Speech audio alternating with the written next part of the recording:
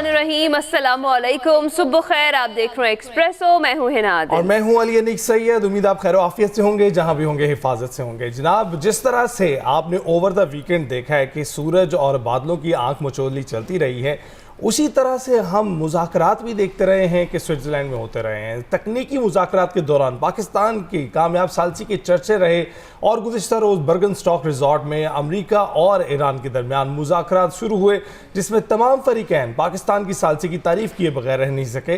Iran और America के दरमियान मुज़ाकरात के कई दौर हुए, जिसके बाद कतर और पाकिस्तान ने मुश्तरका एलामी जारी कर दिया, जिसके मुताबिक फरीकैन ने मुज़ाकरात की निगरानी के लिए आला सतही कमेटी के क़याम की मंजूरी दे दी।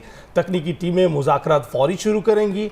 हतमी मुआहदे के लिए 60 रोज़ा रोड मैप भी, उस पर भी इत्तफाक किया गया है। आबना हुर्मुज़ में जहाज़ों की आमदरफ्त के लिए राब्ता लाइन कायम और लबनान जंग बंदी की निगरानी के लिए सेल का क़याम किया जाएगा। एडमी प्रोग्राम और पाबंदियों से मुतल्लिक वर्किंग ग्रुप कायम किए जाएंगे। जी हाँ, और सालिस ममालिक मुज़ाकरात को तामीरी अंदाज में आगे बढ़ाने में अपना किरदार अदा करेंगे। ईरानी वज़ीर ख़ारजा अब्बास अराग़ची ने कहा है कि आबना हुर्मुज़ पर बहरी नाकाबंदी ख़त्म कर दी गई। तेल और पेट्रोकेमिकल बरामदात के लिए रियायतें दी गई हैं। ईरान की तरक्की और तामीर नौ का बड़ा मनसूबा शुरू किया जाएगा। लेबनान डी कॉन्फ्लिक्शन सेल मुआहदे का पहला बड़ा इम्तहान होगा। अमरीकी सफारतकार का कहना है कि दोनों ममालिक के दरमियान बातचीत मस्बत रही है। इससे कबल अमरीकी सदर के बयान के बाद तकनीकी मुज़ाकरात कुछ तात्तुल का शिकार रहे। इस सारी सूरत हाल पर हमने बात करनी है और हमें ज्वाइन कर चुके हैं जौहर सलीम साहब, साबिक सेक्रेटरी खारजा हैं। अस्सलाम वालेकुम जौहर साहब, good morning, thank you so much for joining us. सबसे पहले how do you see it sir, Pakistan की कितनी बड़ी फतह है, क्योंकि जो रोल पाकिस्तान ने सालसी बतौर सालसी किरदार अदा किया है अपना, वो एक ज़बरदस्त चीज़ है और पूरी दुनिया पाकिस्तान के किरदार की मुतरफ है। जी बिल्कुल, इसमें तो कोई शक ही नहीं है। देखें, पाकिस्तान के बगैर तो ये प्रोसेस जो है जहाँ पे पहुँचा है वो मुमकिन ही नहीं था। ऐसे ऐसे लम्हात थे जब लगता था आज जंग हुई, दोबारा कल हुई, और फिर जो जहाँ पे वो सिविलाइजेशन तबाह करने की धमकियाँ हो रही थी और एक बिल्कुल तबाही के दहाने पे दोनों फरीक खड़े थे, वहाँ से पाकिस्तान मुज़ाकरात की मेज़ पे एक बार लेके आया, फिर उसके बाद फिर देखें तातुल पैदा हुआ। फिर भी जो है पाकिस्तान ने बिल्कुल जो हिम्मत कहीं भी नहीं हारी, मुसलसल जो है वो सीज़ फायर को बरकरार रखा। उन स्ट्राइक्स, काउंटर स्ट्राइक्स के बावजूद भी फिर जो मुज़ाकरात हैं उनको भी इंटैक्ट रखा। बेशक वो बिलवास्ता हुए या बिलावास्ता होते रहे, बात चलती रही, और उसी की वजह है कि अब देखें आज जो ये कामयाबी हुई है उसी का मजहर है पाकिस्तान की जो अनथक मेहनत भी है और परसवेरेंस है इसमें कि किसी भी मौके पे पाकिस्तान ने, जबकि सारे समझ रहे थे कि ये प्रोसेस तो बस ब्रेक डाउन कर रहा है, पाकिस्तान ने बिल्कुल एक मुस्बित तरीके से पॉजिटिवली, कंस्ट्रक्टिवली जो है ना मुआवनत जारी रखी। आज का देखें जो मुश्तरका एलामिया है वो जाहिर करता है कि ये आगाज बहुत अच्छा हुआ है, बल्कि कई लोगों की तवक्कुआत से भी बेहतर हुआ है, क्योंकि इसमें जो 3-4 चीजें तय हुई हैं जिसका आपने भी जिक्र किया। एक तो हाई लेवल कमेटी एक बन गई, वो जरूरी था क्योंकि ये इंस्टीट्यूशनल मैकेनिज्म्स जो हैं, हाई लेवल कमेटी, फिर एक कम्युनिकेशन लाइन को बना दिया गया ताकि आपस में कई बार मिसअंडरस्टैंडिंग्स पैदा होती हैं क्योंकि आपकी रियल टाइम कम्युनिकेशन नहीं होती। फिर साथ ही साथ डी कन्फ्लिक्शन सेल जो बनाया गया, क्योंकि लेबनान का मामला जो है वो बार बार इस पे इम्पैक्ट कर रहा है कि उसको भी अलग से ताकि देखा जाए। उसमें इसराइल की जो स्पॉइलर के तौर पर कोशिश है कि बार बार इस प्रोसेस को वो नुकसान पहुंचाए, उससे बचाया जाए। फिर साथ ही साथ देखें, ईरान को कुछ चीज़ें अपफ्रंट जो मिलनी थी वो भी मिल गई हैं, इसलिए ईरानी जो फॉरेन मिनिस्टर अब्बास अराग़ची की स्टेटमेंट है वो देखें कितनी पॉजिटिव आई है, क्योंकि उनको क्या चाहिए था शुरू में, वो चाह रहे थे कि उनको एकदम जो एक्सपोर्ट रिस्ट्रिक्शंस हैं, जो सैंक्शंस रिलीफ है उनको सिर्फ ऑयल के बारे में नहीं बल्कि पेट्रोकेमिकल प्रोडक्ट्स जो है, बिकॉज ईरान ने काफ़ी ज़्यादा पेट्रोकेमिकल इंडस्ट्री भी है वहाँ पे, वो भी उनकी एक्सपोर्ट्स हैं, तो वो उनको शुरू में बिल्कुल एक मिला है। और उससे ना सिर्फ ये होगा कि ईरान को फ़ायदा होगा बल्कि दुनिया में भी जो तेल की कीमतें हैं उनकी स्टेबिलिटी के लिए वो बहुत ज़रूरी है। अच्छा, इसको देखें, इस मायदे को मैंने कहा था कि इसमें जो मॉडल है इस वक्त वो कुछ इस तरह है कि वो जो जिसे कहते हैं ना कि बाय नाउ पे लेटर, कि ईरान को काफ़ी सारी चीज़ें अपफ्रंट मिली और वो उनकी बहुत ज़्यादा शदीद उनकी ख्वाहिश भी थी।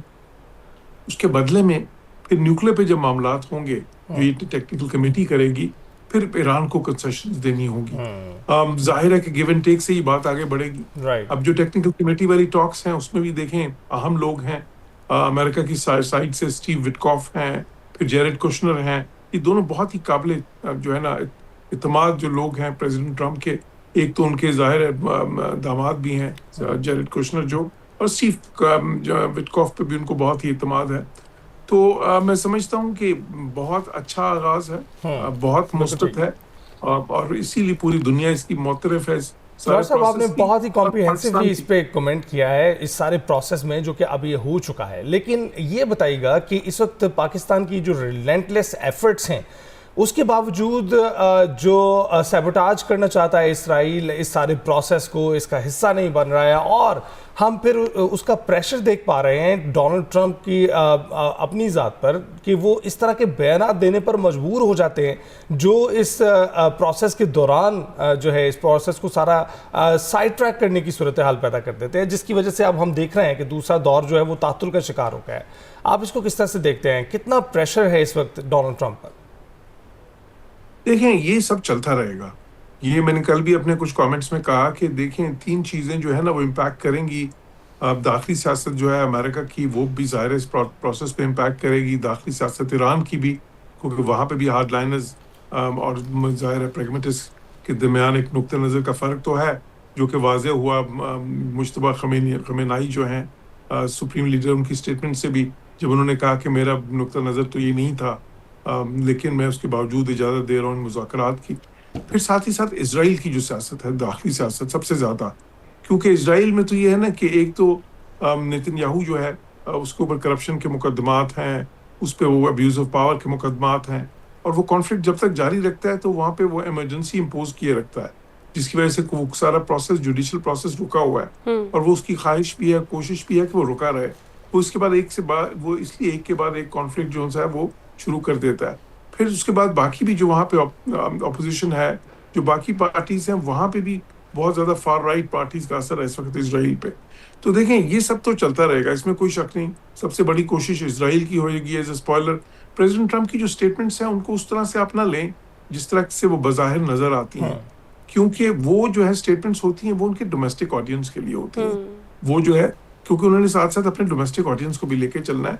अमेरिका में भी देखें बहुत ज़्यादा तनकीद हो रही है, वहाँ पे रिपब्लिकन पार्टी के अंदर भी बहुत सी आवाज़ें उठ रही हैं कि ये तो बहुत ही आपने फेवरेबल टर्म्स दे दिए हैं ईरान को। तो जाहिर है कि प्रेसिडेंट ट्रंप ने उसका भी दिफा करना है, तो इसलिए वो साथ साथ कभी सख्त जुबान, कभी नरम जुबान, ये सब चलता रहेगा। देखें, उनकी इससे पहले मैंने ये बताया था कि बहुत सारी स्टेटमेंट्स जो उनसी थी वो इसलिए होती थी कि ये जो ऑयल मार्केट है, 40 बार उन्होंने कहा कि जी बिल्कुल मुज़ाकरात जो है ना, उस वक्त बहुत ही मुश्किल तरीन लम्हात में भी, ये जी हम आज जो है ना हम उसके बहुत ही करीब पहुंच गए हैं, ये कल मसला हल हो जाएगा। वो इसलिए होती थी कि ताकि तेल की कीमतें बहुत ज्यादा ना जाएं, और वो उसमें कामयाब भी रहे। इसी तरह अभी उनकी काफी सारी जो स्टेटमेंट्स हैं वो इसलिए होती हैं कि अपने डोमेस्टिक ऑडियंस को भी उन्होंने मैनेज करना होता है, अपनी जो उन्होंने हार्ड कोर सपोर्ट है रिपब्लिकन पार्टी में उसको भी इंटैक्ट रखना है। तो इसलिए मैं उन स्टेटमेंट्स को जो है ना इतना ज्यादा सीरियसली उस तरह से नहीं लूंगा। अच्छा, तो जौहर साहब, इस सिचुएशन में जहां तक अब हम इस माहदे पर पहुंच गए हैं, तो सदर ट्रंप की क्या जो कह सकते हैं क्रेडिबिलिटी पे अब फ़र्क पड़ेगा जब अगर वो इस तरह के बयानात मज़ीद देते हैं अपनी डोमेस्टिक ऑडियंस को खुश करने के लिए, क्योंकि एक तरफ इतने हाई लेवल मुज़ाकरात जो हैं वो चल रहे हैं, जिस तरह से अभी अली ने भी जिक्र किया, तो क्या उनकी मकबूलियत में वहाँ इजाफा हो जाएगा अमेरिका में, और मिड टर्म इलेक्शंस में इस जंगबंदी का क्या उन्हें फ़ायदा होगा या फिर नुकसान? देखिए, ये तो मूट पॉइंट है, यानी कि ये तो अभी फैसला जो है ना आगे आने वाला वक्त करेगा कि क्या उनको इसका फायदा होगा कि नहीं, क्योंकि दोनों तरफ आवाजें जो उनसी हैं ना, वहाँ पे एक अमन की भी कॉन्स्टिट्यूंसी है। साथ ही साथ वो लोग हैं जो समझते हैं कि उन्होंने बहुत ही ज्यादा फेवरेबल टर्म्स ईरान को दे दिए हैं, वो उसको, उनके अपने लोग भी कई इसको सेल आउट कह रहे हैं। तो देखें, वो वहाँ की जो दाखिली सियासत है, वो तो प्रेसिडेंट ट्रंप जो है बहुत एक उनकी बहुत ज्यादा, मैं समझता हूँ कि जो स्ट्रॉन्ग उनकी एबिलिटी है वो ये है कि वो नैरेटिव बिल्ड करते हैं बहुत ज़्यादा। वो ऐसा नैरेटिव बिल्ड कर लेते हैं बहुत सारे मुश्किल लम्हात में भी, जिस पे लोग हैरान रह जाते हैं। तो अब ये देखना है कि वो किस तरह से सेल करते हैं ये इस सारे प्रोसेस को, और इंशाल्लाह अगर कोई आगे फाइनल एग्रीमेंट होता है उसको, तो वो उस जो है ना वो अहम होगा कि वो जो अपनी कॉन्स्टिट्यूंसी, कोर कॉन्स्टिट्यूंसी जो है उनकी रिपब्लिकन पार्टी के अंदर, जिसको मेगा ग्रुप भी कहते हैं, उसको किस तरह से साथ लेके चलते हैं। लेकिन मैं ये समझता हूँ, देखें ये प्रोसेस, क्योंकि 60 दिन तो है, बज़ाहिर रोड मैप भी उन्होंने दिया है, लेकिन ये उससे एक्सटेंड भी हो सकता है प्रोसेस जो है। और बिल्कुल जौहर साहब एक्सटेंड आप बिल्कुल ठीक कह रहे हैं, एक्सटेंड हो भी सकता है। ये उसकी शिकों में भी शामिल था कि इसको दोनों फरीकैन की आपसी इत्तफाक से एक्सटेंड किया जा सकता है। आप बिल्कुल ठीक कह रहे हैं। और 47 साल जो एक रकाबत है उसके बाद तो इस तरह की सूरत हाल को इतनी जल्दी रिजॉल्व करना हम एक्सपेक्ट भी नहीं करते हैं। लेकिन इस वक्त जो ये इत्तेहादियों के बीच में स्पेशली अगर हम देखें इसराइल और अमेरिका जिन्होंने मिलकर ये हमला किया था, इनके आपस में जो रिफ्ट पैदा हो गई है, एक जो हम सुन भी रहे हैं, बहुत सारे बयानात आ रहे हैं जो कि जेडी वेंस ने भी दिए और हमने देखा कि डोनाल्ड ट्रंप ने भी दिए अपने ताज़ा तरीन बयान से पहले। आपको क्या लगता है कि ये दोनों अब इत्तेहादी इस वक्त किस स्टेज पर खड़े हैं? देखिए, बिल्कुल इस वक्त उनके पर्सपेक्टिव्स का फर्क तो आ गया ना, क्योंकि एक कॉन्फ्लिक्ट ऑफ इंटरेस्ट भी आ गया। प्रेसिडेंट ट्रंप का इस वक्त इंटरेस्ट ये है कि अमन जो है उसकी तरफ जाएं, क्योंकि वो उनको जंग सूट नहीं करती। अमेरिका में इस जंग के खिलाफ है राय आमा, उनकी जो कोर जो कॉन्स्टिट्यूंसी है या जो रिपब्लिकन पार्टी के अंदर मेगा ग्रुप भी इसके खिलाफ है। अच्छा, वो चाहते हैं कि जल्दी से इसको रैप अप किया जाए।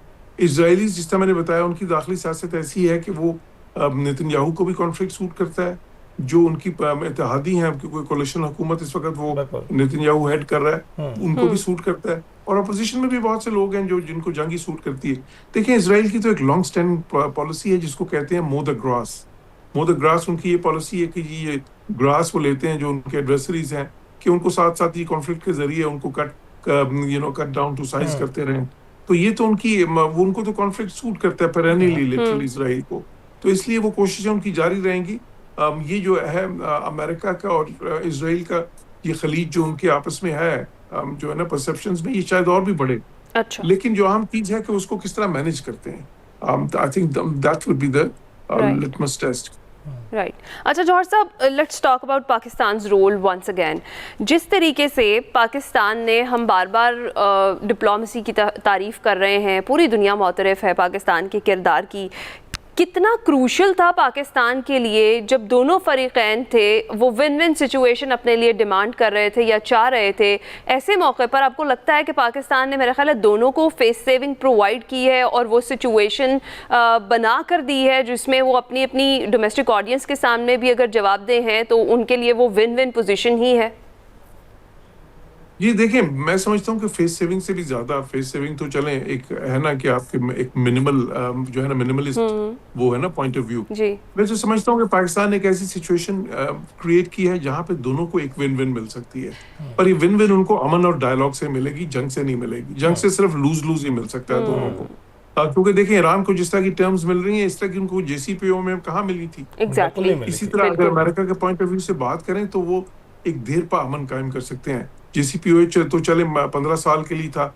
यहाँ पे अगर लेट्स से वो 0% एनरिचमेंट ले लेते हैं प्रेसिडेंट ट्रंप, तो फिर वो क्लेम कर सकते हैं कि मैंने JCPOA से ज्यादा बड़ी चीज अचीव कर ली है। जाहिर है ये डिपेंड करेगा न्यूक्लियर नेगोशिएशंस पे जो आने वाले दिनों में होनी है। लेकिन मैं समझता हूँ कि पाकिस्तान ने एक विन विन सिचुएशन क्रिएट की है। जो है ना फेस सेविंग से तो बात जो है ना बहुत आगे जो है ना। बिल्कुल ठीक कह रहे हैं आप। जौहर साहब, ये भी बताइएगा कि आप साबिक जो है सिफारतकार रहे हैं, सिफारतकारी के इस प्रोसेस में जो वफूद जाते हैं उनमें शरीक होने वाले जो ओहदेदार हैं, उनकी रद्दोबदल से कितना फ़र्क पड़ता है? इस वक्त हम देख रहे हैं इसहाक डार साहब मौजूद नहीं हैं, बल्कि मोहसिन नकवी साहब मौजूद हैं। तो ये किस तरह से इफेक्टिवली जो है असर डालेगा इन निगोसिएशंस पर? देखिए, पाकिस्तान की तरफ से जो भी जाता है वो पाकिस्तान का नुमाइंदा होता है, पाकिस्तान की रिप्रेजेंटेशन होती है, तो वो सबसे अहम चीज़ है। और देखिए, पाकिस्तान के तो वहाँ पे वज़ीर आज़म भी थे, वहाँ पे CDF जो है फील्ड मार्शल वो भी थे, तो इसलिए पाकिस्तान की तो हाईएस्ट लेवल की रिप्रेजेंटेशन थी ना वहाँ पे। तो आई थिंक वो अहम है। बिल्कुल ठीक है। राइट। बहुत शुक्रिया जौहर सलीम साहब, हमसे बात कर रहे थे। जो पाकिस्तान की मेज़बानी में अमेरिका ईरान मुज़ाकरात का पहला दौर मुकम्मल हुआ, उसको हम डिस्कस कर रहे थे। अभी ब्रेक पर जाएंगे।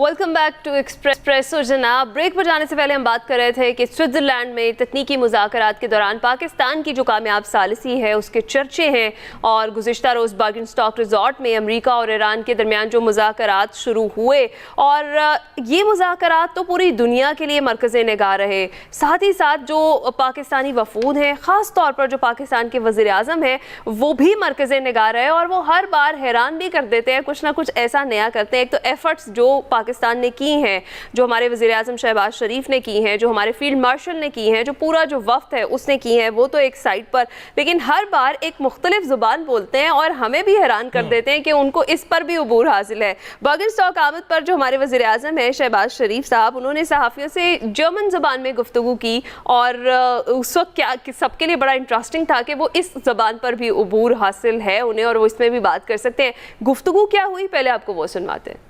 मानना पड़ेगा वजीर आजम का स्टाइल अपना कमाल का है, और उनका लिबास अली वो जहाँ जाते हैं वो वहाँ ही घुल मिल जाते हैं, कनेक्ट करते हैं। आप शायद इस बात का अंदाजा नहीं है कि आप इन ममालिक में जाएं और उनकी ज़बान बोले तो किस तरह का कनेक्शन डेवलप होता है, और अमूमन वो कनेक्शन हमें डेवलप होता हुआ दिखाई दिया है। और हम उम्मीद करते हैं कि जिस तरह से पिछले गुज़िश्ता हफ्ते जो ऑयल प्राइसेस गिरी हैं, ये तातुल का शिकार ना हो, मुज़ाकरात ये बढ़ते रहें, और ये जो पेट्रोल प्राइसेस हैं ये इसी तरह से गिरती रहें और फिर मामूल पर आ जाए जिससे पहले चल रहे थे। अभी जाएंगे ब्रेक पर।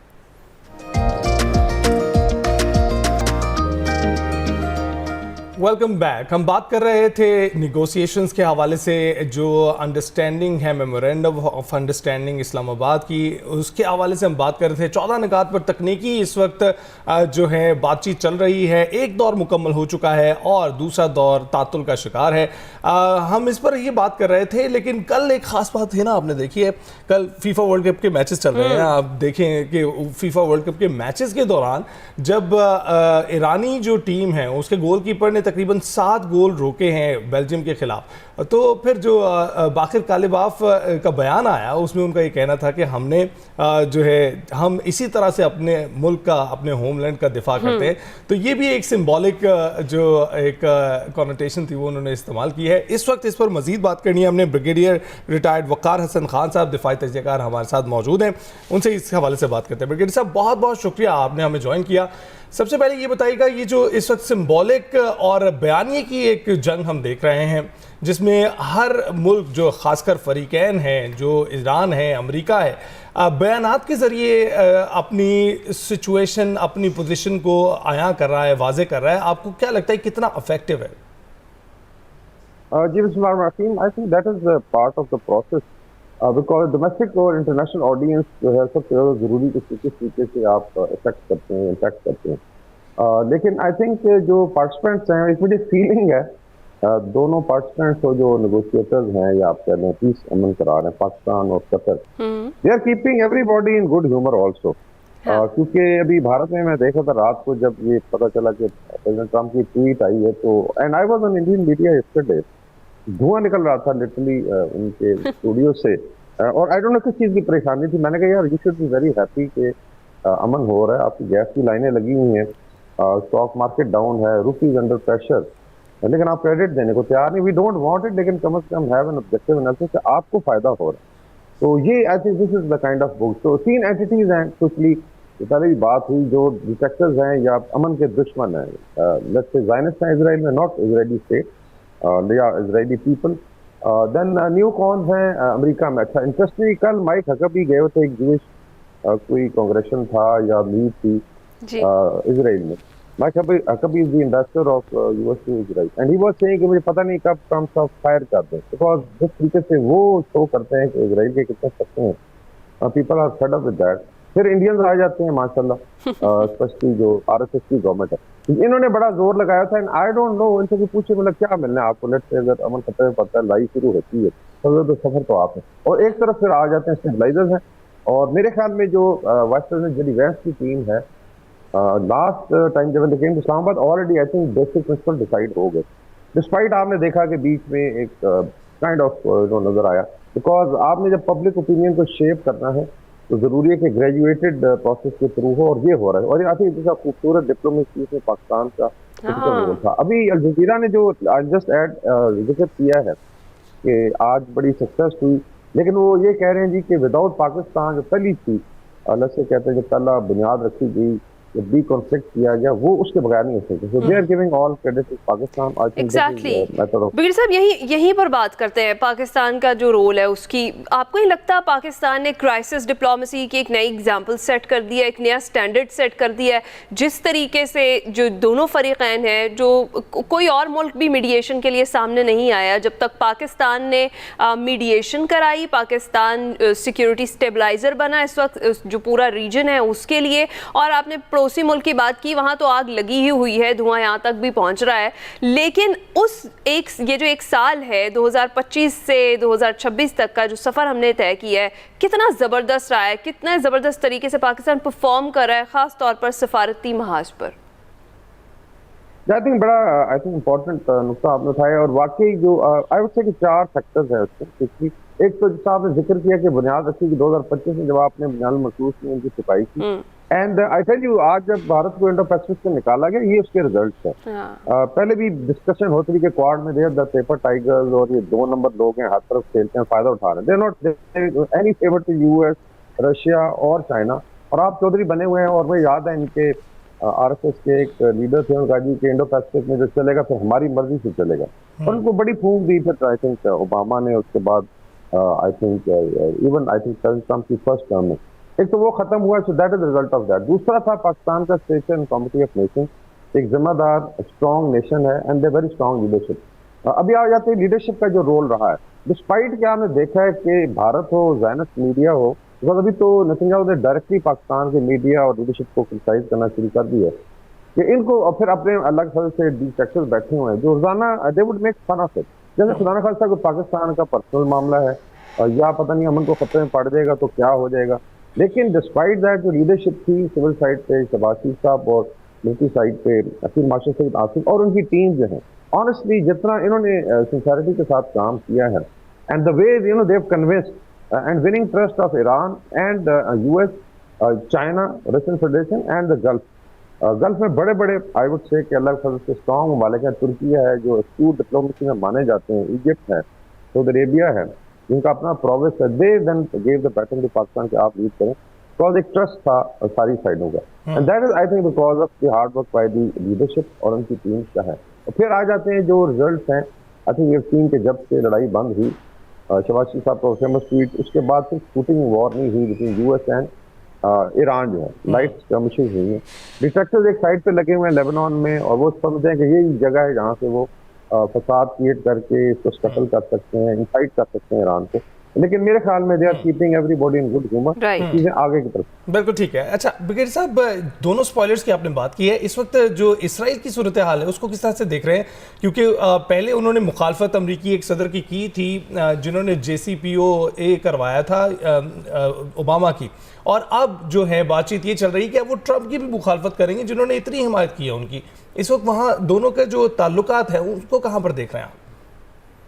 जैसे इसमें वॉर का जरूर ऐड करें, then we come to the point कि वॉर का एक डायनामिक्स होता है। वॉर आप स्टार्ट करते हैं based on perceptions, you know, capabilities और दूसरी साइड का ये इनकी जो भी कैलकुलेशन थी, रिजीम चेंज है और there is a connection also. मई में पाकिस्तान पे हमला होना, जून में ईरान पे होना, with in you know 1-2 month, ये कनेक्टेड था। तो मिडिल पावर्स जो दो हैं, दे कॉल इट फने खान जो सुपर, इनको नुकरे लगाए हैं, देन यू क्रिएट स्पेस। अच्छा वो एक नाकाम हुआ लास्ट ईयर बिकॉज ऑफ रिजीनियस। फिर इस साल ईरान ने भी इनकी अच्छी खासी दिखाई, तो वॉर ने भी सारा डायनामिक ही बदल दिया है। तो आपका जो डिजाइन था, लेट्स से आपने नॉर्थ जाना था, now everybody is going to south, तो आपके पास अभी कोई ऑप्शन नहीं है। तो मेरे ख्याल में इजराइल जितनी मर्जी डिस्ट्रैक्शन कर ले, भारत कर ले, ये ज़ायनिस्ट लॉबी की बहुत बड़ी डिफीट है, इसका आई थिंक बिगिनिंग होगा। तो इसका होगा क्या, जब अमेरिकन वाइस प्रेसिडेंट जाता है और आप इधर से सबोटाज करते हैं, तो इट मींस कि you are not going against policy of Washington DC या प्रेसिडेंट ट्रंप। इसका मतलब है कि आपकी अपने ताल्लुकात खराब होंगे। माइक हसबी का स्टेटमेंट कल देना, लेकिन मुझे पता नहीं कि, बल्कि उसने घड़ी देखा कि पता नहीं आई एम इन्वेस्टर और नॉट, और वो इंतहाई फेवर में बोल रहे थे इजराइल के। एक मेजर शिफ्ट आ जाएगी अगर ये हरकतों से बाज नहीं आते, and I foresee you know actually ताल्लुकात खराब होते हुए और नेतन्याहू लूजिंग दीज इलेक्शंस। और मेरे ख्याल में ये एक तमाम आई थिंक शर में से तैयार निकलेगा, ज़ायनिस्ट विल बी डिफीटेड। और हो सकता है कि इंसान के बच्चे आज इनको ऑब्जेक्टिव लोग बैठे हुए इजराइल में, लुकिंग एट, उनके अपने एनालिस्ट कह रहे हैं कि we are in the worst period of our history as a nation, as a state जो है 70 साल में इतनी इसराइल का परसेप्शन डाउन नहीं हुआ। दुनिया में सावधान है, आपने सर्वाइव करना है, but if you are considered as a genocidal state, you know, oppressors, killers, तो फिर दुनिया फिर क्या करेगी? And they have lost the plot, और जो फादरलैंड था उसकी थकाई हुई है। अभी देखते हैं कि जो मदरलैंड है उसके साथ क्या होता है। Right. सही, बहुत शुक्रिया। ब्रिगेडियर रिटायर्ड वकार हसन खान साहब हमारे साथ मौजूद थे और ये जो करंट सिचुएशन चल रही है मुज़ाकराती, उस पर बात कर रहे थे। अभी ब्रेक पर जाएंगे। वेलकम बैक टू एक्सप्रेसो जी। इंतहाई अहम टॉपिक है जो हर तरफ डिस्कस हो रहा है, हम भी उसी की बात कर रहे हैं, जो पाकिस्तान की मेज़बानी में अमेरिका ईरान मुज़ाकरात का पहला दौर मुकम्मल हुआ है। गुफ्तगू का सिलसिला आगे बढ़ाते हैं और बात करते हैं। हमारे साथ उस्मान शाहिद मौजूद हैं। अस्सलाम वालेकुम Usman, thank you so much for joining us. अगर हम याद करें, आज से करीबन 1 साल पहले ही 22 जून को जिस तरीके से B-2 बम्बार तैयारों का इस्तेमाल हुआ और किस तरह से अटैक किया गया ईरान पर, वो हम सबको याद है।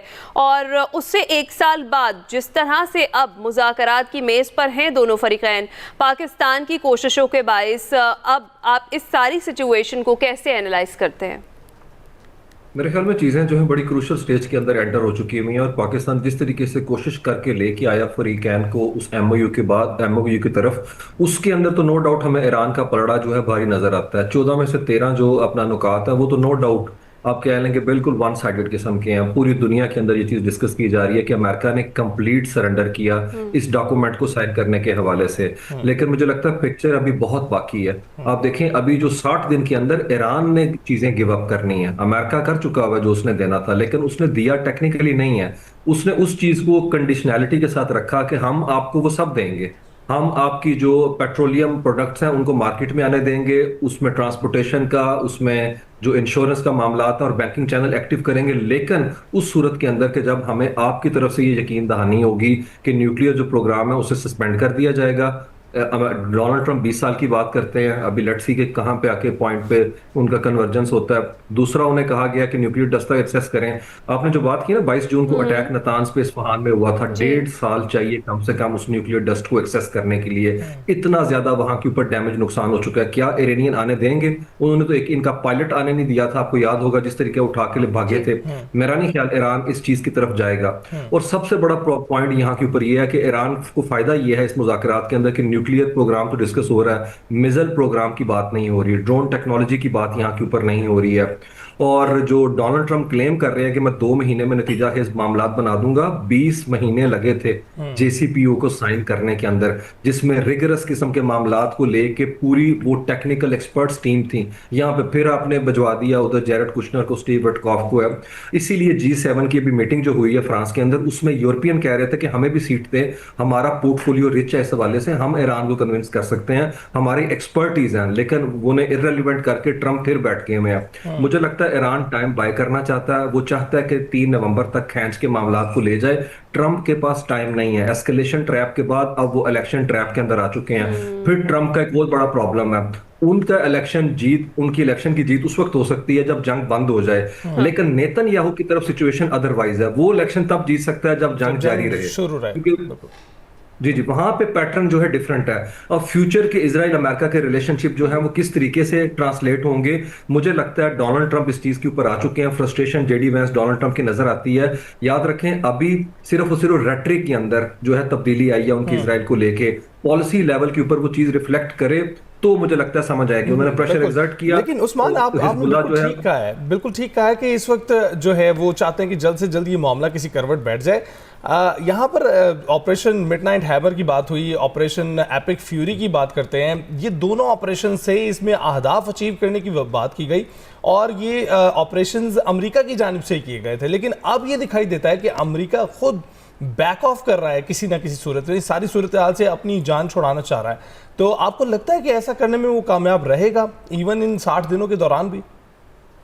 मेरे ख्याल में वो कामयाब उसी सूरत में हो सकता है जब वो ईरानी शराइत जो है उस पर अमल दरामद करके बैकआउट कर जाए, क्योंकि ईरान तो यही कहता है 30 दिन के अंदर अंदर जैसे ही फाइनल एग्रीमेंट होता है आप अपनी आर्मी को हमारी प्रॉक्सिमिटी से बाहर ले जाएं। देखिए, it's now an open and shut case है।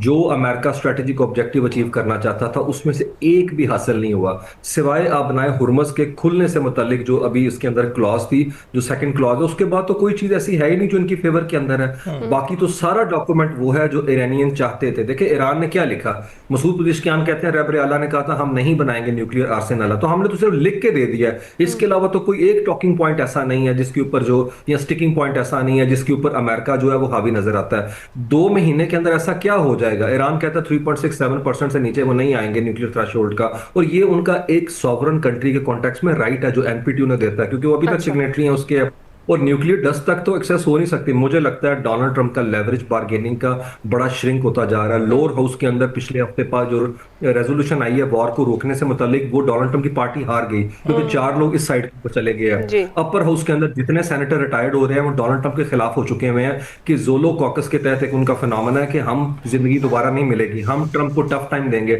Trump has become now A lame duck president. अगले 2 साल इनके बड़े मुश्किल होने जा रहे हैं क्योंकि लेजिस्लेशन इनकी नहीं हो पाएगी। आप देखें इस सारे मामले के अंदर जेडी वैंस का पोस्चर बड़ा डिफरेंट है। वो ओपनली इजराइल को जो है लैम्बेस्ट करते हैं और जिस तरीके से कैस्टिगेट करते हैं, क्योंकि 2028 में उन्होंने इलेक्शन लड़ना है। वो अपनी उस मेगा बेस को इंटैक्ट रखना चाहते हैं जो समझती है कि इजराइल के साथ दोस्ती की स्ट्रेटेजिक कॉस्ट, इकोनॉमिक और पॉलिटिकल कॉस्ट बहुत ज्यादा। तो फिर आगे आप देख क्या रहे हैं? अमेरिका और इजराइल के जो ताल्लुकात हैं जिनका भी आप पहले भी जिक्र कर रहे थे, क्या ये सिर्फ बात आपको लगता है जो ट्रंप और नेतन्याहू का जो रिलेशनशिप है वो हम सबको पता है, और किस तरीके से ट्रंप उन्हें बैक फराहम करते हैं इसराइल को, क्योंकि अमेरिका की आशीर्वाद के बगैर वो कुछ नहीं कर सकता, ये तो हर कोई कहता है। तो आगे चलकर ये क्या ताल्लुकात खराब होने वाले हैं या फिर ये सिर्फ जबानी जमा खर्च है जो इस तरह के बयानात है अपनी डोमेस्टिक ऑडियंस को खुश करने के लिए दिए जाते हैं? मेरे ख्याल में it has never happened ever before. जिस तरह की सिचुएशन अभी है और जिस तरीके से इजराइल ने अमेरिकन को मुश्किल में डाल दिया हुआ है, अमेरिकन पब्लिक को देख लें, उनके लेजिस्लेटर्स को देख लें, इवन उनकी ये जो पार्टी है जो उनकी सपोर्टर थी है वो तक ओपनली कह रही है। देखें ये बंद कमरों के अंदर इख्तलाफ नहीं हो रहे, वो CBS को, BBC को इंटरव्यू देते हुए कह रहे हैं कि अगर हम ना होते तो ये एग्जिस्ट ना करते। ट्रंप वाहिद प्रेसिडेंट है जो उनके साथ खड़ा है। मुझे लगता है कि ये चीज वहां पे महसूस की गई है कि बजालिल स्मोट्रिच, बेन गवीर और नेतन्याहू जिस तरीके से बेइज्जत कर रहे हैं अमेरिका को दुनिया के सामने, और जिस तरीके से खबरें हैं कि प्रॉक्सी अमेरिका बना हुआ है उनकी है, और रीजन के अंदर तमाम पार्टनर जो हैं वो अमेरिका से इसलिए नाला है कि आपने हमारी कॉस्ट के ऊपर इनसे दोस्ती निभाई और हम मिलिट्री बेस हमने आपको दी, बना के दिया, 40 करोड़ का तैयारा तक आपको दे दिया, उसके बावजूद हमें वो नहीं लेवरेज गेन हो सका। मुझे लगता है कि अमेरिका फ्यूचर के इजराइल ताल्लुकात के अंदर जो है वो अपने आप को चूज करना पड़ेगा। उस्मान बहुत बहुत शुक्रिया हमसे गुफ्तगू करने के लिए। बातचीत का सिलसिला जारी है, ब्रेक के बाद हाजिर होता है। प्रोग्राम के दूसरे हिस्से में खुश आमदीद। इस घंटे में भी आपके साथ शेयर करने के लिए और डिस्कस करने के लिए बहुत कुछ है। टॉप ऑफ द आवर एक बार फिर से बात करेंगे जो पाकिस्तान की मेज़बानी में अमेरिका ईरान मुज़ाकरात का पहला दौर कामयाबी से मुकम्मल हुआ है उसकी, और इस पर बात करने के लिए हमें ज्वाइन कर चुके हैं ब्रिगेडियर रिटायर्ड मसूद अहमद खान साहब। ब्रिगेडियर साहब अस्सलाम वालेकुम, good morning and thank you so much for joining us. हम बात कर रहे हैं इस मुआहदे की जिसका पहला दौर मुकम्मल हुआ है, उन मुज़ाकरात का, इस्लामाबाद मेमोरेंडम ऑफ अंडरस्टैंडिंग का। हतमी मुआहदे के लिए 60 डेज का टाइम दिया गया है और इस पर इत्तेफाक कर लिया गया है। कितने क्रूशल हैं ये 60 दिन, और आपको लगता है कि ये काफ़ी हैं इतने बड़े मुआहिदे के लिए 60 दिन, या इससे भी ज़्यादा टाइम लग सकता है? जी बहुत शुक्रिया। देखिए बज़ाहिर तो 60 दिन बड़े कम लगते हैं, लेकिन जिस तरीके से कमिटमेंट शो की गई है और दोनों तरफ से, तो इसका मतलब है कि ये कर सकते हैं। और इसके लिए ये भी है क्योंकि कुछ ऑलरेडी पास्ट में इस पर बातचीत होती रही है। पहले ओमान भी न्यूक्लियर बातचीत को स्पॉन्सर करता रहा है, तो दैट्स वाई फिर पाकिस्तान इसमें इन्वॉल्व रहा है। और फिर लेकिन ये है कि अगर आप इसको कंपेयर करें जो बातचीत है, स्पेशली जब न्यूक्लियर की बात करते हैं, joint comprehensive plan of action 2015 में जो हुआ था, दैट टुक 20 मंथ्स, और उसके बाद उसको एक कंप्रेहेंसिव एक बड़ा डॉक्यूमेंट उन्होंने बनाया था, प्रॉब्ली 150 प्लस पेजेस, एनेक्शियस वगैरह लगे हुए थे। उसमें एक्सपर्ट्स और टेक्निकल लोगों के ओपिनियन भी उसमें शामिल थे। लेकिन अब जो कमिटमेंट दी गई है, पॉजिटिविटी है, मुस्बित सोच के जरिए, तो लाइकली है कि चीजें सेटल हो सकती है। और मोस्ट इम्पोर्टेंटली देखें, कॉन्फिडेंस बिल्डिंग मेजर्स के तौर पर कुछ चीजें हुई है, दैट्स वाई बहुत पॉजिटिव कंक्लूजन हुई है। और तुम्हारे ख्याल में बहुत जबरदस्त किस्म की बिगिनिंग है, एंड द क्रेडिट स्टिल जो भी हो it goes to Pakistan, Pakistan की लीडरशिप को और कल देखें जेडी वैंस ने बरमला कहा कि बिल्कुल बिल्कुल, जितनी आपसे दफा यही उन्होंने पूछने वाला पिछले था। जेडी वेंस ने जो बयान दिया है उसी के हवाले से पूछने वाला था, और हमने सिर्फ जेडी वेंस का बयान नहीं देखा, इसके साथ हमने ये देखा है कि फील्ड मार्शल किस तरह से ईरान में खुद उतरे हैं और खुद मुज़ाकरात की बात को आगे लेकर चले हैं, तो विच इज़ रिमार्केबल। वो तो जेडी वेंस के अलावा पूरी दुनिया भी उसका एतराफ़ कर रही है, लेकिन जेडी वेंस का जो एक बयान था वो बड़े क्रूशल टाइम पर था, और अभी भी वो बार बार खुशी का इजहार कर रहे हैं पाकिस्तानी क़यादत पर। अब इन्होंने कहा कि I have talk to field marshal more than anybody, पिछले 3 महीनों में उन्होंने कहा आज हम इस मुकाम पे हैं बिकॉज ऑफ फील्ड मार्शल। तो मेरे ख्याल में बहुत बड़ी एक्नॉलिजमेंट है उनकी लीडरशिप की। प्राइम मिनिस्टर भी इसको एक्नॉलेज करते रहे कि फील्ड मार्शल का रोल है। जिस तरह आपने बात की, स्पेशली जो उनके 2 विजिट्स हुए हैं और बहुत सेंसिटिव टाइम में, और फिर बैक चैनल उनकी इंटेंस डिप्लोमेसी रही है, और देखें ना, he was instrumental cease fire करवाने में, और इसके बाद अप्स एंड डाउन्स को मैनेज करने में हिम्मत नहीं हारी है। मतलब फ्रस्ट्रेशन तो थी लेकिन हिम्मत नहीं हारी। लेकिन इसके बावजूद 14-15 की रात को फिर इजराइल ने कोशिश की जून को कि वो ये इस्लामाबाद मेमोरेंडम ऑफ अंडरस्टैंडिंग ना हो, लेकिन हमने इंश्योर किया वो हो। और अब जब बातचीत है, कल स्पेशली लोग बात कर रहे थे, स्पेशली जब वहां पे प्राइम मिनिस्टर और फील्ड मार्शल खड़े थे, जिस तरीके से जेडी वेंस आए, जिनसे उन्होंने इससे इंटरेक्ट किया, फिर फील्ड मार्शल अच्छा ब्रिगेडियर साहब, इसी तरफ आ रही थी मैं भी, क्योंकि आप बड़ी गहरी नज़र रखते हैं इन तमाम मामलात पर जो डिफेंस के हैं और जो इस तरीके से चल रहे हैं, जो सिफारती हैं। बॉडी लैंग्वेज ऐसे मौक़ों पर बहुत मैटर करती है। तो ये जो कल वाली मुलाकातें थी, जिस तरह से जितनी गर्मजोशी से मुलाकात हुई हमारे वज़ीर-ए-आज़म की, हमारे फील्ड मार्शल की, जेडी वेंस से हुई, उसके बाद अब्बास अरागची से हुई, तो ये जो बॉडी लैंग्वेज है ये किस तरफ इशारा दे रही थी, कितना मस्बत इशारा था ये, और जिस तरीके से फिर दोनों फरीकैन को दोबारा पाकिस्तान ने इकट्ठा किया, इतने सालों के जो हरीफ हैं उनको इकट्ठे बिठाया मुज़ाकरात की मेज पर। इसको देखिए, वो maturity, responsibility and trust display हो रहा था जो पाकिस्तान के ऊपर उनका था और पाकिस्तान डिलीवर कर रहा था। और दैट्स वाई ने कल बातचीत में ऐसा लग रहा था कि जिस तरह फील्ड मार्शल से बात हो रही थी और फील्ड मार्शल इनपुट दे रहा था, फिर वो उनका एक्नॉलेजमेंट हम देख रहे थे कि जेडी वेंस की बॉडी लैंग्वेज से कि ओह आई सी, तो वो क्या इस तरह बात हो रही थी। सो मेरे ख्याल में देखिए, क्रेडिबिलिटी आपकी लीडरशिप की, पाकिस्तान पिछले 1 साल में पाकिस्तान ने वो, मेरे ख्याल में अल्लाह ताला की मदद से ये पाकिस्तान ने वो कर दिखाया है जो हम सोच भी नहीं सकते थे। आज पाकिस्तान कहाँ से कहाँ पहुंच गया है। मेरे ख्याल में that's why I always say, जब आपके लीडर्स से मजबूत फैसले करेंगे, that too in the interest of your country करेंगे, तो आप इस मुकाम पे आते हैं। आज पाकिस्तान का देखें, डिप्लोमेटिक भी आपकी हैसियत है, पॉलिटिकल भी आपकी हैसियत है, मिलिटरीली कन्वेंशनल फोर्स भी हैं, आपकी एक जियो स्ट्रेटेजिक लोकेशन भी है, आप एक जियो स्ट्रेटेजिक प्लेयर भी हैं, आप नेट सिक्योरिटी प्रोवाइडर हैं वेस्ट एशिया में, सिक्योरिटी स्टेबलाइजर हैं साउथ एशिया में। सो आपका एक geo strategic profile that has reason. So Pakistan की ऐसी माशाल्लाह क्रेडिबिलिटी बन गई है। तो हम ये है कि पाकिस्तान, अब सारी दुनिया आप देखें कि बड़े डिग्नेटरीज हैं, army chief, they are visiting Pakistan, they are looking towards Pakistan. एक और इम्पोर्टेंट डेवलपमेंट देखें, जब ये चीज यहाँ पे हो रही थी तो वहां पे आप देखें कायरो में इसहाक डार साहब 4 मुल्की जो एक मीटिंग हो रही थी वहां प्रेजेंट थे। अनदर अलायंस, गल्फ में एक अलायंस है, मिडिल ईस्ट के लिए एक ब्लॉक बन रहा है, और वाज़ेह मैसेज था कि इजराइल के लिए भी और बाकी ममालिक के लिए भी कि क्या एक बड़ा स्ट्रांग देखें ना कि आप ममालिक उनमें देखें, और लाइकली आप फ्यूचर में देखेंगे ईरान भी इसको ज्वाइन करे। और ये ज़बानी जमा खर्च नहीं है जैसे हमारा हमसाया मुल्क करता रहा है, जो अपने ही बयानात में ऊंचा उड़ता रहा है। और इस वक्त जो उड़ान पाकिस्तान की है उसमें काफ़ी ताकत है, और काफ़ी ताकत के साथ जो है सिफारतकारी के मैदान को अबूर करता चला जा रहा है। तो ब्रिगेडियर साहब, ये बताइएगा कि इस वक्त जो ये मुज़ाकरात है इसको देखना किस तरह से चाहिए, टेक्निकली ये कहाँ पर स्टैंड कर रहे हैं? क्योंकि हम कुछ ऑप्टिक्स देख रहे हैं जो डोनाल्ड ट्रंप की जानिब से भी आ रहे हैं बयान की सूरत में, और दूसरी सूरत में हम ये भी देख रहे हैं कि जो ईरानी वफ्द है वो भी हाथ मिलाने को तैयार नहीं है। लेकिन तकनीकी जो मामलात हैं वो किसी न किसी सूरत आगे बढ़ते हुए दिखाई दे रहे हैं। किस तरह से रीड करना चाहिए इन मीटिंग्स को? जी हाँ, देखिए ये बातचीत तो आगे चलेगी। जिस पे इत्तेफाक उन्होंने किया है 60 दिन में, उन्होंने कहा हम कुछ न कुछ इसका एक एग्रीमेंट का शेप देंगे। बाकी देखिए, ट्रम्प से आपको पता है कि उनकी आदत है इस तरह के वो बयानात देते हैं, लेकिन बाज बयानात का मकासद भी होते हैं, ऑब्जेक्टिव्स होते हैं, वो एक प्रेशर टैक्टिक्स भी होती है, आप पे इन्फ्लुएंस भी करना चाहते हैं। They try to get concession, एक मैसेज दे के कि हम ये कर सकते हैं। सिमिलरली ईरान ने भी किया, जब ईरान ने प्रेशर देखा लेबनान पे पड़ रहा तो उन्होंने कहा हम स्ट्रेट ऑफ हॉर्मुज़ को बंद कर देते हैं। सो ये दोनों तरफ से ये चीजें चलती रहेंगी, लेकिन at the end of the day ये है कि बहुत चाहते हैं कि ये वो कॉन्फ्लिक्ट हमेशा के लिए खत्म हो, जिसकी बुनियाद पाकिस्तान ने फाउंडेशन ले कर दी है। और यकीनन अब ईरान भी चाहेगा रिकंस्ट्रक्शन हो, उनकी ईरान की रिकंस्ट्रक्शन हो। और फिर लोग अभी ये भी कहते हैं next 10 years you will see Iran will emerge as a one of the leading powers in West Asia.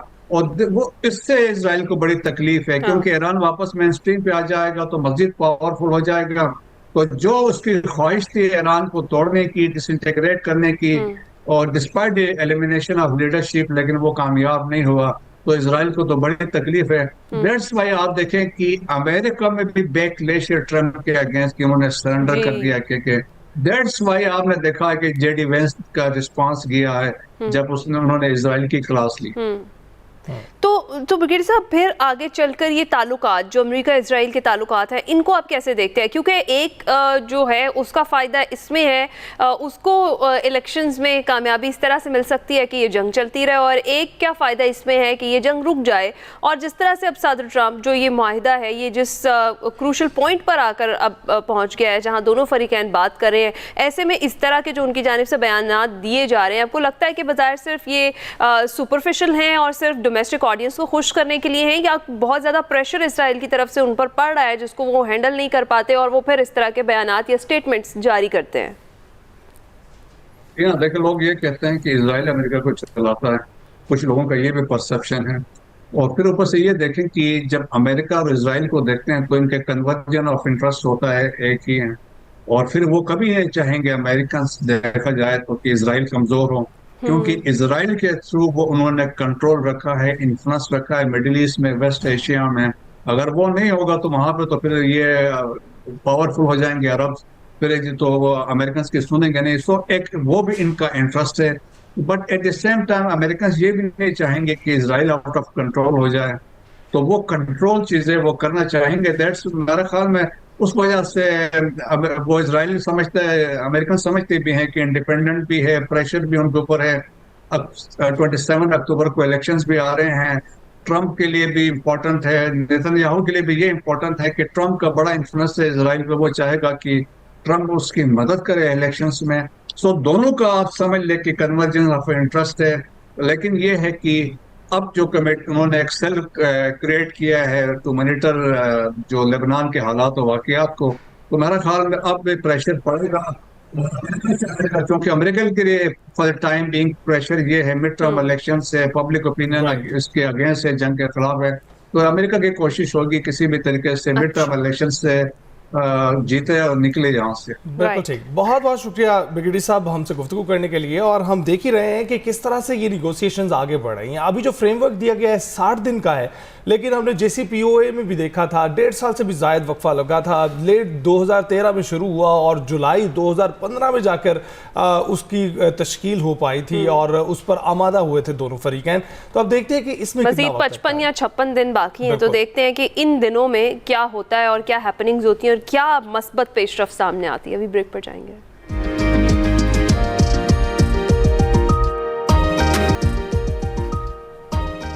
Welcome back. आगे बढ़ते हुए हम अब बात करेंगे हमारी जो परफॉर्मेंस चल रही है क्रिकेट में, ना सिर्फ मेंस में बल्कि विमेंस में, उस पर। विमेंस T20 वर्ल्ड कप जारी है जनाब। बांग्लादेश विमेन ने पाकिस्तान को 23 रन से शिकस्त दे दिया और बांग्लादेशी विमेन की जानिब से जो बनाए गए 124 रन के ताक़ु में पाकिस्तान विमेन टीम 100 रन तक महदूद रही। ये women's team T20 world cup में पाकिस्तान की मुसलसल तीसरी शिकस्त है। इससे कबल पाकिस्तान को जनूबी अफ्रीका और भारत के खिलाफ भी नाकामी का सामना करना पड़ा था। मुसलसल 3 शिकस्तों के बाद पाकिस्तान विमेन टीम के लिए टूर्नामेंट में वापसी का जो रास्ता है वो जो रास्ता इख्तियार करने की कोशिश कर रहे थे, मज़ीद वो दुश्वार होना शुरू हो गया और लग ऐसा ही रहा है कि अब आगे बढ़ने का रास्ता जो है वो नहीं मिलेगा, उसकी बजाय घर वापसी का सफ़र जो है वो शुरू होगा। इसी पर हमने बात करनी है। बात करने के लिए अब्दुल माजिद भट्टी साहब, स्पोर्ट्स के तजज़ियाकार, इस वक्त हमारे साथ मौजूद हैं। गुड मॉर्निंग, कैसे हैं सर आप? जी बहुत शुक्रिया अली और हिना आपका। और अगेन भट्टी साहब इस रास्ते का जिक्र कर रहे हैं जो इस वक्त अली जिक्र कर रहे थे, दुश्वार हो गया। मुझे तो लग रहा है रास्ता बंद हो गया और क्लियर है वापसी का रास्ता। आपको क्या लग रहा है? देखें हिना, अगर रियलिस्टिक होकर हम बात करें ना, तो मैं तो टूर्नामेंट से पहले ही मुझे अंदाजा था कि पाकिस्तान की टीम सेमीफाइनल खेलने वाली टीम तो नहीं है, लेकिन एक मुझे उम्मीद थी कि जो थोड़ी सी हल्की टीमें हैं, बांग्लादेश, नेदरलैंड के साथ तो मैच अभी होना हमारा, इनको शायद हम हरा सके, हम कहीं बेहतर फिनिश कर सके। साउथ अफ्रीका के खिलाफ वो मैच हम थोड़ा सा बेहतर खेले, 2 विकेट से हार गए। लेकिन भारत और ऑस्ट्रेलिया, देखिए क्रिकेट है, हरा तो कोई भी टीम किसी भी टीम को हरा सकती है, लेकिन इतना बड़ा गैप है ना कि जिस तरह हम मेंस क्रिकेट की बात करें कि जी आयरलैंड की टीम या स्कॉटलैंड की टीम ऑस्ट्रेलिया को हरा देगी, हरा तो सकती है लेकिन आसान नहीं है। फिर पाकिस्तान जो विमेंस टीम है, मेरे ख्याल में हमने विमेंस क्रिकेट को आज तक सीरियस लिया ही नहीं, ना मीडिया ने सीरियस लिया। मीडिया भी कभी कभार कोई बहुत बड़ा इशू आ जाए तो मीडिया इन्वॉल्व होता है। मैं बताऊं, मैंने दुनिया में 35-40 साल में इतनी इंटरनेशनल क्रिकेट कवर की। कुछ अरसे पहले तक मुझे भी बहुत ज्यादा विमेंस क्रिकेट का नहीं पता था। फिर आप लोगों ने जब शोज में पूछना शुरू किया तो हमने भी फॉलो किया, देखा, लेकिन बहुत खराब सिचुएशन है। देखिए वैसे भट्टी साहब, इसमें एक रीज़न हम सारा मुर्द इल्ज़ाम हम ही नहीं ठहर सकते, क्योंकि एक रीज़न ये भी होता है कि जहाँ जहाँ आप फतूहात समेटने लगते हैं वहाँ वहाँ तवज्जो जाने लगती है। और अमूमन हमने देखा है कि मेंस क्रिकेट में हम लोग फतूहात ज़्यादा तेज़ी से समेट रहे थे, जिसकी वजह से वहाँ पर तवज्जो ज़्यादा थी हमारी। अब ये कि हमारी कुछ क्रिकेटर्स बेहतर परफॉर्म करने लग गए या हमारी टीम बेहतर परफॉर्म करने लग गई तो विमेन टीम की तरफ भी चलेगी तवज्जो। आपको नहीं लगता कि इस वक्त वो तनज़ली का शिकार है? देखिए पिछले दिनों एक शायद जिम्बाब्वे और पाकिस्तान की जब सीरीज हो रही थी तो पाकिस्तान की विमेंस टीम बड़े बड़े मार्जिन से मैचेस जीत रही थी, रिकॉर्ड बना रही थी, और पाकिस्तान की मेंस टीम हार रही थी। मुझे याद है फवाद चौधरी जो सियासतदान है जिनका पीटीआई से ताल्लुक है, वजीर इत्तलात रहे हैं पीटीआई के दौर में, उन्होंने सोशल मीडिया पर एक पोस्ट किया। उन्होंने लिखा कि फातिमा सना जो है उनको पाकिस्तान टीम का कप्तान बना देना चाहिए, मेंस टीम का। तो उसकी वजह ये कि मायूसियां बहुत ज्यादा है मेंस क्रिकेट में भी। आप देखें शिकस्त पे शिकस्त, शिकस्त पे शिकस्त, विमेंस टीम की हालत ज्यादा खराब है। अब मैं अच्छा भट्टी साहब, sorry to cut you, but यहाँ पर क्वेश्चन ये भी उठता है ना कि विमेंस टीम की तरफ आपके वाली बात बिल्कुल दुरुस्त है कि फोकस ही नहीं किया गया, पीसीबी की तरफ से भी फोकस नहीं किया गया। एक तो बेचारी खवातीन ऑलरेडी बड़ी मुश्किल से इस खेल की तरफ आती हैं, सबसे पहली हर्डल तो घर से ही शुरू हो जाती है कि ये क्रिकेट खेलेंगी, उसको अबूर करती हैं, बाहर सोसाइटी का भी एक प्रेशर होता है, और जब वो यहाँ पर पहुँचती हैं तो ना तो उस तरीके से फैसिलिटेट किया जाता है, ना तो उस तरीके से पे किया जाता है जिस तरह से जो हमारी मेंस टीम में हमारे मेंस प्लेयर हैं उनको किया जाता है। तो इस तरह से तो मसला घर से ही शुरू हुआ ना। पहले परफॉर्मेंस पर तो बाद में आएंगे, जब पहले उनको फोकस ही नहीं किया जाएगा, उनकी ट्रेनिंग ही वैसी नहीं होगी, तो फिर क्या परफॉर्मेंस दिखाई देगी हमें? अच्छा है ना, कुछ अर्से पहले तक तो जो आप बात कर रही है ना, ये बात मेरे ख्याल 3-1 साल पहले तक तो बिल्कुल ठीक थी। लेकिन आज की मैं आपको बात बताऊं, ठीक है हमारे माशरे में माँ बाप अपने बच्चियों को खास तौर पर खेल के मैदान में जाने से रोकते हैं कि खवातीन का ये भी होता है ना कि भाई धूप में जाएंगी उनका रंग खराब हो जाएगा और स्किन उनकी खराब हो जाएगी। लेकिन जहां तक मराद की बात है ना, आज पाकिस्तान की जो विमेंस टीम है वो 5 स्टार होटलों में ठहरती है, बिजनेस क्लास में ट्रेवल करती है मर्दों की तरह, और उनके जो मुआवजे हैं मर्दों के बराबर तो नहीं है, लेकिन कम मुआवजे भी नहीं है। डेली अलाउंसेस तो मर्दों वाले ही उनको अच्छा। दिए जाते हैं। अच्छा। तो देखिए, क्रिकेट बोर्ड ने तो पूरी तरीके से फैसिलिटेट किया है, लेकिन क्रिकेट बोर्ड के एंड से क्या हुआ, थोड़ी सी गैर संजीदगी ये नजर आई। मैं वहाब रियाज के खिलाफ भी हूं, हमारा तो छोटे भाइयों की तरह है। अगर वहाब रियाज पाकिस्तान की मेंस टीम में नाकाम थे तो विमेंस तो टीम, उनको विमेंस टीम में भेज दिया और अब गया। वैसे उन्होंने मलबा भी सारा टीम पर ही डाल दिया। उन्होंने कहा है कि जो जी। कुछ हो रहा है वो अपनी वजह से ही हो रहा है। अच्छा, अब्दुल मजीद पाकिस्तान विमेंस टीम के फील्डिंग कोच, वो आज पाकिस्तान की पहले मेंस टीम के साथ रहे, अब विमेंस टीम में आ गए। अब्दुल रहमान जो स्पिन बॉलिंग कोच है, वो पाकिस्तान की मर्दों की टीम के साथ भी थे, विमेंस टीम के साथ। असद शफीक नेशनल सिलेक्टर हैं, मर्दों के खवातीन के भी सिलेक्टर हैं। तो मतलब इसमें हमने मसाइल शायद मसाइल मौजूद है। मसाइल भट्टी बहुत साहब ज्यादा है, बिल्कुल ठीक बिल्कुल। कह रहे हैं, बिल्कुल जी। सही कह रहे हैं। कोई अपना मलबा किसी पे डाल रहा है, कोई किसी पे। खिलाड़ियों से पूछो वो कहते हैं मैनेजमेंट का कसूर है, मैनेजमेंट से पूछो वो इसमें कहते हैं खिलाड़ियों का कसूर है। 10 सेकंड 20 सेकंड नूर अली आपके, जी जी। कि जिन बंदों को अकोमोडेट करना होता है ना पीसीबी ने, जो पाकिस्तान टीम में फिट नहीं हो पा रहे, उनको वो कोशिश करते हैं कि मेंस टीम में लगा दें। हाँ। तो मेरे ख्याल में वहां पर फिर गलतियां भी हो रही है, ऐसा ही। सिलेक्शन भी गलत हो रही है। अब आलिया रियाज को देख लेना, 33 इयर्स की हैं। हमारे दोस्त है अली यूनुस, उनकी एहलिया है, वकार यूनुस के छोटे भाई हैं अली यूनुस। लेकिन आलिया रियाज ने 3 मैचों में, पाकिस्तान की सबसे सीनियर प्लेयर है, 112 या 113 इंटरनेशनल मैच के लिए 28 रन बनाए इस वर्ल्ड कप में, और आखिरी मैच में बांग्लादेश के खिलाफ वो 0 पर आउट हुई। तो मतलब अगर वो अंडर परफॉर्म कर रही है तो आप ड्रॉप करें, नए लोगों को लाए ना। यही चीज है, बिल्कुल बिल्कुल सही ठीक कह बात कर रहे हैं। भट्टी साहब बिल्कुल ठीक कह रहे हैं। बहुत बहुत शुक्रिया हमसे गुफ्तगू करने के लिए। और क्रिकेट की बात कर रहे थे, खासकर विमेंस क्रिकेट में जो सूरत हाल है, हम दोनों जानिब देख रहे हैं, तनज़ली इस वक्त जारी है। उम्मीद करते हैं कि आने वाले वक्त में कुछ पहले से बेहतरी होगी। ब्रेक के बाद हासिल होंगे। Welcome back to Expresso ji. Expresso talent में अब आपकी मुलाकात कराते हैं ऐसी मल्टी टैलेंटेड लड़की से जिससे साइंस, तालीम, आर्ट्स और सोशल मीडिया को एक खूबसूरत अंदाज में यकजा कर दिया है। हम बात कर रहे हैं डॉक्टर सुंदस जाहिद की, PhD zoologist, wild life educator, content creator, artist और ख़तात हैं। ये न सिर्फ जानवरों, परिंदों और पौधों की दिलचस्प दुनिया से लोगों को रोशनास करवाती हैं, बल्कि सोशल मीडिया के ज़रिए आम लोगों में फितरत और माहौल के बारे में शऊर भी बेदार करती हैं। उनकी वीडियोज़ हमें ये सिखाती हैं कि हमारे इर्द गिर्द मौजूद हर जानदार, हर पौधा कुदरत का एक हैरत अंगेज शाहकार है। इसके साथ साथ वो मुसव्वरी और खत्ताती के मैदान में भी कमाल सलाहियतों की मालिक हैं। मजीद बात उन्हीं से करते हैं, वो हमारे साथ ही मौजूद हैं। अस्सलाम वालेकुम doctor Sundas, good morning, thank you so much for joining us. कैसी हैं आप? वालेकुम सलाम, अल्हम्दुलिल्लाह मैं ठीक हूँ। आपकी तबीयत कैसी है? बिल्कुल ठीक ठाक है हम लोग। Doctor Sundas, thank you very much. पहले तो ये बताइएगा कि आप के अंदर और क्या क्या सलाहियत मौजूद है, यानी जूलॉजिस्ट होना, उसके साथ फिर खतात होना, उसके बाद कंटेंट क्रिएटर होना, और ये मैनेज कैसे करती हैं आप?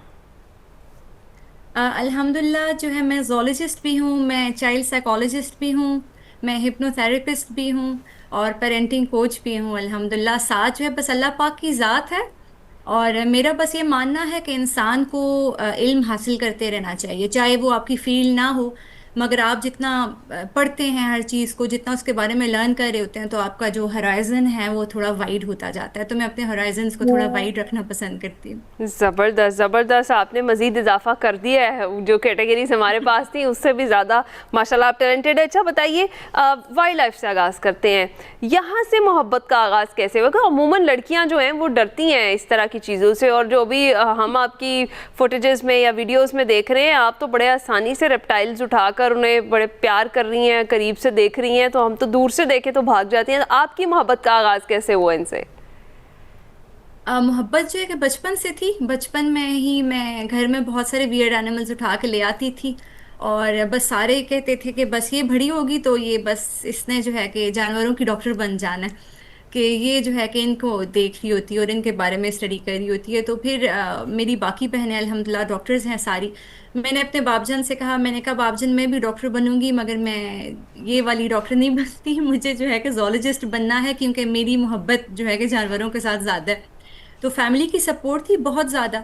अल्हम्दुलिल्लाह कभी मना नहीं किया गया, कभी रोका टोका नहीं गया, तो उससे भी हो जाता है। और जब मैं बिल्कुल। पीएचडी के लिए, जब मैं अपनी रिसर्च के लिए टेक्सास A&M गई थी यूएसए में, वहाँ मुझे अल्लाह पाक ने बहुत अच्छे टीचर्स दे दिए, तो वो हमें फील्ड में लेके साथ होते थे हर वक्त। तो हमारा ज़्यादातर टाइम जो है फील्ड में घूमते फिरते जानवरों के साथ गुजरता था, तो उससे ज़्यादा मेरे जो है कि उसमें इजाफा हो गया।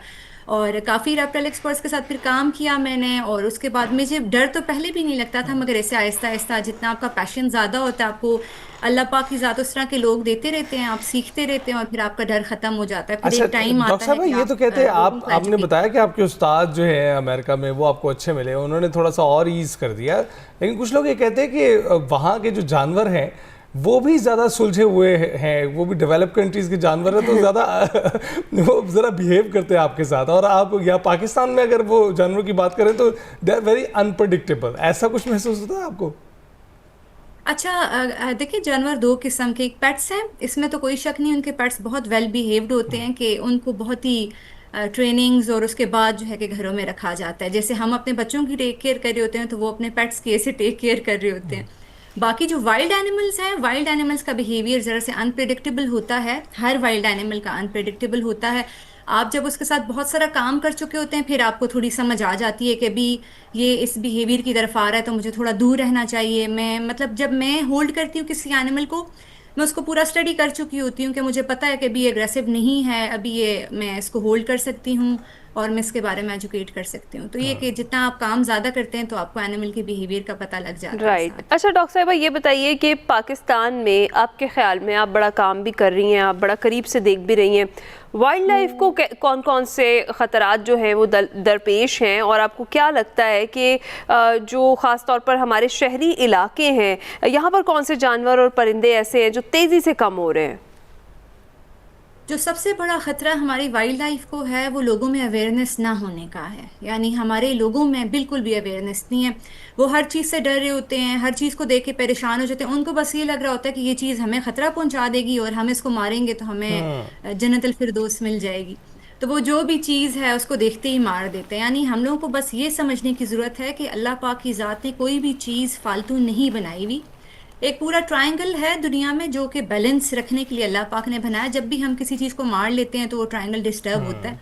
जैसे भी आपने बात की, शहरों में अभी आप देखें चूहे बहुत ज़्यादा हो गए हैं, रैट्स की इन्फेस्टेशन इतनी ज़्यादा हुई है क्योंकि लोग सांपों को मार देते हैं, सांप जो है कि चूहों को खाते हैं। तो इस तरह की चीज़ें हम देखें, चिड़ियाँ मरी तकरीबन ख़त्म हो गई हैं। कभी अगर हम अपने बचपन को याद करें तो चिड़ियाँ बहुत ज़्यादा, जो कॉमन हाउस स्पैरोज़ हैं, तीतर हैं, ये जो चीज़ें हैं आपको कॉमनली हर जगह नज़र आते थे घूमते फिरते, अब नज़र नहीं आते। कभी आप गौर कीजिएगा, आज आप जाते हुए गौर कीजिएगा, क्योंकि अब वो लोग इतना ज़्यादा मार लेते हैं, इतना खा लेते हैं उनको, कि बस एक चीज़ की एक खौफ है, एक मिथ है जिसकी वजह से ऐसा होता है। लेकिन ये दोनों चीज़ें मैनेज कैसे करती हैं आप, साइंस एंड आर्ट्स दोनों को साथ लेके कैसे चलती हैं? बस जो आर्ट है वो तो मैं बचपन से, मेरी अम्मी आर्टिस्ट हैं अल्हम्दुलिल्लाह, तो मेरी अम्मी बहुत ही डिफरेंट किस्म के आर्ट किया करती थी। मैं ज़्यादातर पेंट करती हूँ, मगर मेरी अम्मी जो है ग्लास पेंटिंग, पेपर मिशे और बाकी बहुत सारे जो है ड्राई अरेंजमेंट्स और बहुत चीज़ें मैंने अपनी अम्मी से सीखी। और अभी जो दूसरा आर्ट है जो पेंटिंग वाला है, तो मुझे बहुत शौक था और फिर मैंने उसको साथ साथ लर्न करना स्टार्ट किया। मैंने कहा कि अरबिक लिखनी आनी चाहिए, तो जब मैं लिखने लगी और करते करते फिर जो है मुझे अल्हम्दुलिल्लाह ज़बरदस्त करने लगी। हम दुआ करेंगे आप इसी तरह से कामयाबियाँ समेटती रहें। बहुत शुक्रिया। डॉक्टर सुंदर जाहिद हमारे साथ मौजूद थी, अपनी जर्नी हमारे साथ शेयर कर रही थी। अभी हम ब्रेक पर जाएंगे।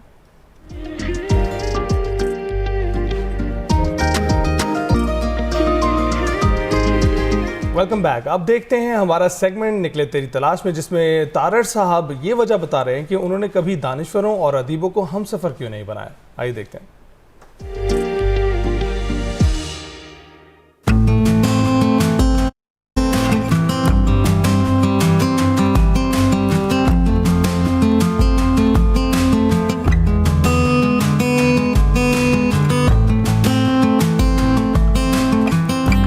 अस्सलाम वालेकुम नाज़रीन, मैं वक़ार अहमद और आप देख रहे हैं निकले तेरी तलाश में। तारड़ साहब के साथ जो हर मंडे को सवालात का सिलसिला होता है, ये उसी की कड़ी है। और ये खूबसूरत कड़ी इसलिए है कि नॉर्थ से मुतल्लिक सवाल पूछना तारड़ साहब से नॉर्थ में बैठ के ज़्यादा मतलब ज़बरदस्त और रेलेवेंट होता है। सर ये बताइए कि आपकी जितने भी हमने वो सफ़रनामे पढ़े, उन सफ़रनामों में जितने भी करैक्टर्स आए, वो करैक्टर्स कोई दानिश्वर लोग नहीं थे, मेरी तरह के ना बहुत ही आम से लोग थे। और मैं कभी कभी होता था कि आपका क्या हल्का अरबाब और उसमें जितना भी आपका बैठना और वो तमाम चीज़ें थी, तो कभी किसी दानिश्वर को, अदीब को, उनको आपने हमसफ़र नहीं रखा कि उनको जलाल दिखाएं शुमाल का, उसकी क्या वजह? एक तो बात ये है कि भाई दानिश्वर को मेरे दोस्त भी नहीं रहे यार सच, अच्छा। और उसकी कोई ख़ास वजह नहीं। मैं मुसव्विरों की तरफ ज़्यादा अट्रैक्ट होता हूँ कि उनमें तकब्बर नहीं होता। दानिश्वर ज़रा शायर है, एक काम का शेर कर लें तो बांस के ऊपर जा बैठ लें, एक अच्छा नावल लिख लें तो वो जो चोटी है ना शंग्रीला की, उसके ऊपर वो अपने आइवरी टावर पे बैठ जाते, और एक नखवत और तकब्बर। दूसरा, उनको दिलचस्पी नहीं है। जोग्राफिया जो है ना, या जो लैंडस्केप है, वो सरासर एक मुख्तलिफ चीज़। वो मतलब है कि गुफ्तगू आपस में ये वो हमारे एक वाक़िफ़कार है, वो हर दूसरी बात पे कहते हैं। मसलन आप कहें ना कि आज बादल छाए हुए हैं, तो ये नहीं कहेंगे कि हाँ, वो कहेंगे इसके ऊपर तो मुकालमा हो सकता। मीर तकीवीर ने तो ये कहा था, वो फ़लाँ शेर तो ऐसा था। यानी उनका पैटर्न ही मुख्तलिफ। अच्छा, जो लोग मेरे साथ आते हैं उनकी मेहरबानी, और वो सारे ही यूनिक लोग। जो शख्स भी सफ़र की दीवानगी अपने अंदर रखता है ना, वो यूनिक होता है, और वो सुपीरियर होता है आम दानिश्वर से। क्योंकि आम दानिश्वर जो है वो दूर बैठ कर बातें नज़ारों की वो करेगा, हसीन वादियाँ, वो शख्स वहाँ तक जाता है, ठीक है, उसको प्रोजेक्शन नहीं मिलती। तो बाकी मेरे साथ मतलब है कि बाहर भी ज़्यादातर अकेला सफ़र करता था, लेकिन ये है कि भाई हाँ, मसलन रूपल फेस को जब मैं गया हूँ, नांगा पर्वत, बहुत अर्सा पहले, जहाँ मैंने आपको बताया था, आप जानते भी हैं कि तरशिंग को मैंने सबसे खूबसूरत गाँव, हाँ जी बिल्कुल, तो वहाँ पे उन्होंने बोर्ड भी लगाया हुआ है, और एक आम सा होटल था, एक तरफ राइन और मैसनर का लगा हुआ, एक तरफ मेरा लगा हुआ, अपना ठहरे थे। और उस सफ़र पे Mansur Rahi, very famous artist, abstract Karachi के, और बहुत मशहूर उस्ताद, ही वाज विद मी। क्योंकि मैंने उनको देखा कि उनमें वो ये हिस्स है मंदिरों की, तो मैं उनको ले गया था साथ। तो अगर किसी में वो हिस्स है तो मैं दे आर मोस्ट वेलकम। लेकिन I would love to travel, मतलब मेरे जितने दोस्त हैं वो बादियों नज़र में आम लोग हैं, लेकिन वो है नहीं। वो हर एक शख्स अपने हिसाब में, अपनी किरदार साजी में, अपनी शख्सियत में वो बड़े यूनिक लोग हैं। सही। और मच मोर इंटरेस्टिंग दैन अदीब और दानिश्वर। अदीब और दानिश्वर की जो कहीं भी चले जाओ, उनकी गुफ्तगू एक ही महफिल कि माँ बाज़ुल तनकीद में फ़लाँ आपका नावल जो है वो तहतुल शऊर की बुलंदियों से गिरता हुआ इस झील में गिर जाता, तो इस किस्म की गुफ्तगू कर, तो वो मुझे बोर करती। अच्छा, दूसरा, यू शुड बी कैजुअल। अपना आप बाहर आता है ना जब आप बाहर जाते, और अपना आप एक्सपोज नहीं करते हर शख्स के सामने, सिर्फ उन लोगों के सामने एक्सपोज करते हैं जो अपना आप पर एक्सपोज कर रहे हैं। ठीक, बिल्कुल ठीक है। और बीच में सिर्फ एक सवाल मुतल्लिका गैर मुतल्लिका, ये जो भी है तरशिंग के वाले से जो आपने बात की है कि तरशिंग को आपने सबसे खूबसूरत गांव करार दिया, तो बाद में आपने 20 ऐसे मकामात पाकिस्तान में देखे होंगे या गांव नॉर्थ में देखे होंगे जहाँ पे आपको कहीं ऐसा तो नहीं लगा जैसे ये थोड़ा जल्दी हो गई, तरशिंग से ज़्यादा खूबसूरत भी जगह थी, या आप फिर आज भी कायम? नहीं, देखें, ये जितने भी इमेजेस होते हैं, जितनी भी मेमोरीज होती हैं, जितने भी एक ड्रीम लाइक ख्वाब होते हैं, वो एक ख़ास अहद के होते हैं। ठीक है। ऐन मुमकिन है कि अब मैं तरशिंग जाऊँ तो मुझे ना हो, सही, तो वो जो कैफियत होती है। लेकिन इसके बावजूद कौन मिले थे कल, वो एक ओनर मिले थे, एक यहाँ उनका है, तो उन्होंने ये कहा था कि मैंने सिर्फ आपका वो पढ़ के तरशिंग, तो मैं अपने बच्चों के साथ ले गया, और वो बड़े बेजार थे कि ये किस जगह ले जा रहे हैं, ना बिजली है ना पानी वगैरह, और वो 5 दिन रहे। तो आई फील कि हरमोश बहुत खूबसूरत गांव है, लेकिन जो तरशिंग के बैक पे जो मैसिव मतलब नांगा पर्वत का मेरे ख्याल 1 किलोमीटर सिलसिला है, वो तो दुनिया में और किसी के पास नहीं है। तो I still stand by it कि Tarashing is the most beautiful city in the north and Askole is still the most जो पुरस्कार और फार ऑफ, इस तरह करके ये बिल्कुल मैं कायम हूँ अपनी स्टेट में। बहुत बहुत शुक्रिया सर, देखते रहिए निकले तेरी तलाश में। उम्मीद है कि सेगमेंट आपको पसंद आया होगा और जो तौजीहात उन्होंने पेश की हैं वैसे वो दुरुस्त भी बनती है कि वो क्यों उन्हें अपना हमसफ़र नहीं बनाते हैं। इसी के साथ ही हम आपसे चाहेंगे इजाज़त, आपसे मुलाकात होगी कल। अपना ख्याल रखिएगा, फीडबैक ज़रूर दीजिएगा। अल्लाह हाफ़िज़।